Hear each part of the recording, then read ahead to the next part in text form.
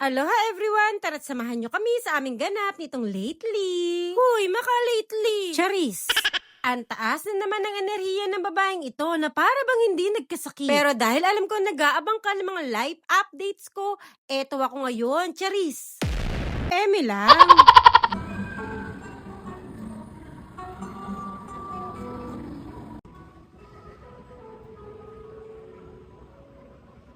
At dito nga habang nananalangin nga yung mag-ama ko, may batang nagliligalig nga sa aking gilid. At nang natapos na nga kaming manalangin, sabi ko ngayon mag-picture-picture nga muna kami. Pero syempre, ang ginawa ko video.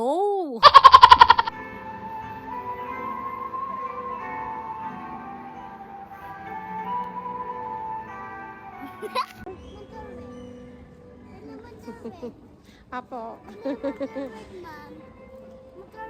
Yung kinukulit niya nga sa akin dyan, ay bilihan ko nga daw siya ng red na motor. Itong batang ito, kapag alam niyang bibilihan talaga siya, hindi niya talaga tatantanan hanggat hindi siya nabibilihan.